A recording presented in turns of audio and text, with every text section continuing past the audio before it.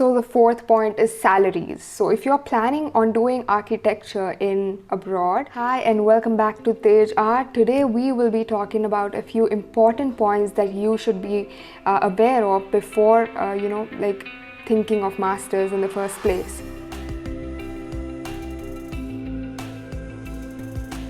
So firstly we'll talk about masters abroad and later we'll talk about masters in India. So firstly, masters abroad. So let us look at this from a broader point of view, not into the details and not into the subjects. So we'll talk about doing masters abroad. And okay, the first thing that comes to mind is the budget. So the first point would be budget. So whenever you are planning on doing masters abroad, the first thing you should keep in mind is the hefty amount of money that you have to pay. It will go from about 20 lakhs minimum to minimum 20 lakhs to maximum of 60 to 70 lakhs. And if you're planning on doing masters in the Europe, probably in the France or Netherlands, it will cost you a little less, or probably Germany as well. It will cost you a little less, around 40 lakhs, 30 lakhs. But then if you're planning to do it in the America or the UK, it'll cost you a lot more, around 60 to 70 lakhs. So whatever you're doing, MSc or MArch, it'll be around 1 year to 2 years. So whatever you're planning to do, it will cost you around approximately 50 lakhs, let us say. So that is the first factor that you should keep in mind. So let us see the same point in masters in India.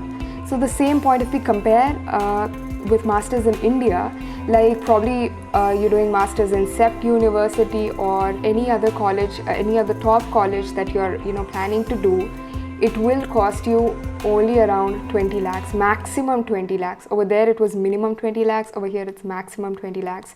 So you see the whole difference, right? And let's go to the second point now. Now let's go back to abroad. So if you're talking about the second point, that would be having exposure. Now you have studied 5 years of architecture in India, and if you want to go explore how the whole architecture world is around the world, outside India, that is when you should consider this option, the abroad option. Because if you don't want to stay in India and use the same methods of teaching, use the same, undergo the same methods of working, it would all just be the same if you're studying in India. So if you want to explore how people are and how their work methods are, how their study methods are, and how their firms work, that is when obviously you'll have to consider the abroad option. Now let us talk about the third point. This is probably the most important apart from the budget factor. If you're good on the budget factor, let's go to the third point. So the third point would be wherever place you're going to, whichever place you're wanting to pursue your architecture masters, the architecture of that place is going to affect your style of architecture. Now let's say you go to China, or let's say you go to the Asian side of the Asian part of the world for your masters. Let's just take China, because it has beautiful architecture colleges for masters. I don't know how I'm not so aware of how the language factors are, because I'm pretty sure it'll be in English, but let's just go with China for now. So what China will do is the architecture, local architecture of China will obviously influence your style of architecture. The same goes with Japan. The architectural styles of Japan will it will change your way of thinking, it will change your way of looking at a design, it will change your way of looking at colors, and it will change your way of designing, the whole process of designing. So that is a very major factor. And for example, again, let us take NUS College of Singapore. So National University of Singapore. NUS, again, if you are studying in NUS, mostly what the process is over there, the students who already pursue 5 years of bachelor's in architecture in NUS basically continue it as masters in the same college. So you will be like a newcomer over there, and there's a whole new world of opportunities in Singapore as well.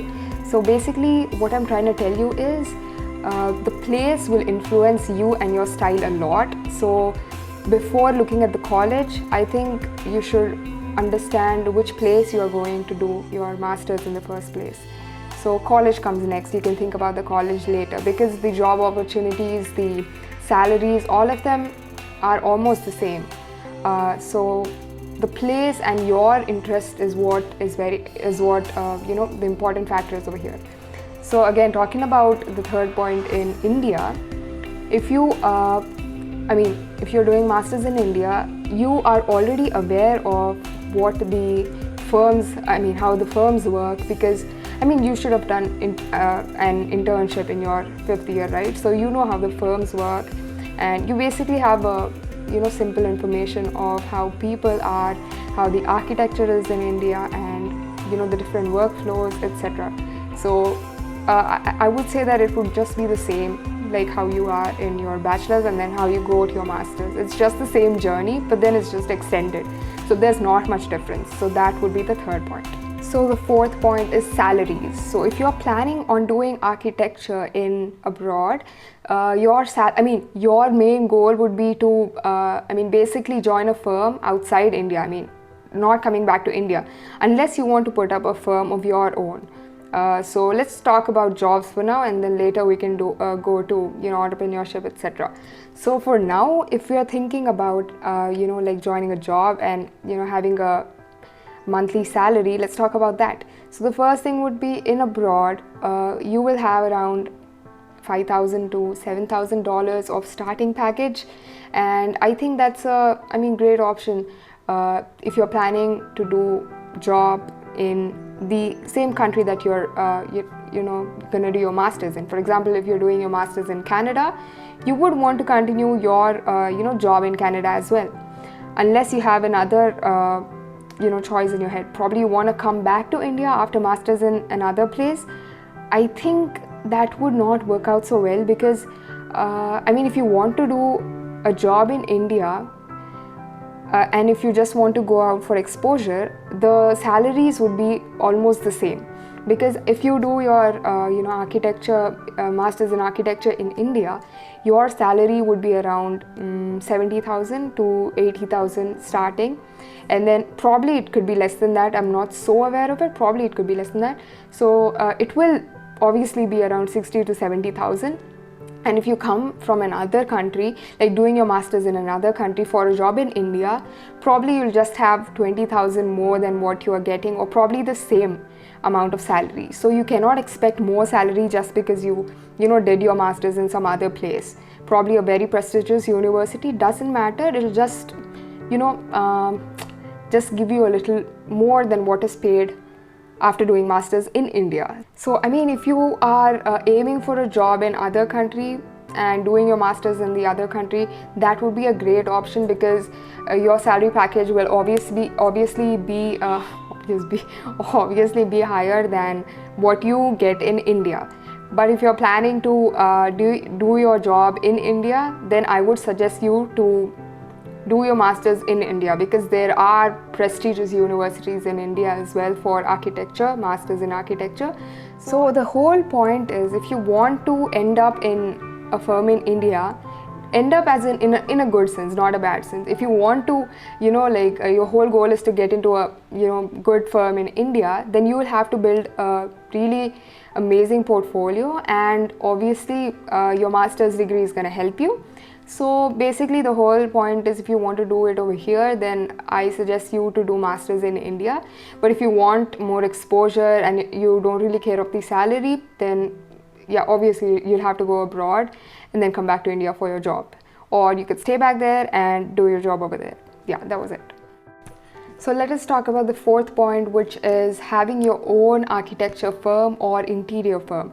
Now, if you're planning on doing this, I think I would recommend you to do masters in architecture in India, because you'll save up a lot of money, and you will need all of that money to set up a firm for yourself and all of the next steps going forward. But if you are good on the money point, and if you don't care how much money is going to take, I think doing masters in abroad will be a huge help if you want to have a firm of your own, because I mean, if you're going to other country, obviously you'll have a lot more exposure, and you'll know how to deal with your clients better, and you'll know how to deal with people in general, and you'll have a broader sense of idea, broader sense of design, and obviously your thinking will be completely different than a person who has studied in India, because of the people, the surroundings, the whole environment around you.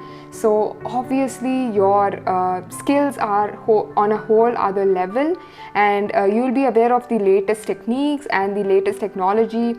And of course you'll do a great job if you want to set up a firm of your own after doing masters in abroad. And if you are less on the money, your budget, I think doing architecture, masters in architecture in India is also a great option, because I mean, you'll know how to deal with Indian clients, and you'll know how the Indian clients prefer, because the preferences are different, of course, from people over there and people over here. So of course doing architecture in abroad and doing architecture in India has its cons and pros. So yeah, that was the whole explanation that I wanted to give you in the video. Now we can also talk about different colleges all around the world and different subjects, and MArch and MSc and the differences and different courses, etc. But we can do that in the next videos going forward. So I'd like to tell you that before you choose your college, you should be aware of the subject. And obviously, I mean, if you are in the second year or third year or probably the first year, you're not aware of what all subjects that there are in masters. So for that, you will have to browse a lot and do your own research and come up with different master degrees that you see all around the world, and then be aware of each and every degree. And let's say you want to do MArch, masters in architecture, or let's say you want to do masters in urban designing. That choice can obviously change over time. I mean, if you go to your fourth year, probably you're not still interested in the same topic, so you cannot just get fixed on one topic that you want to go for. So obviously you'll have to keep your mind open and your options open all the time, because your decision can change anytime, because probably you learn more about that subject and then you're like, oh, maybe this is not for me. So things can change. So let's just keep our minds open and see all the courses and colleges abroad and India. So let's just not try to fix on one topic for now, one course for now. So probably in the coming videos I will make a detailed version of the video wherein I'll be talking about different colleges all around the world and highly preferred masters of architecture courses as well. Yeah, so that was it, and thank you for watching, and go and subscribe and like and share. I really want to reach a lot more people than I'm doing right now. So yeah, that was it. Thank you so much.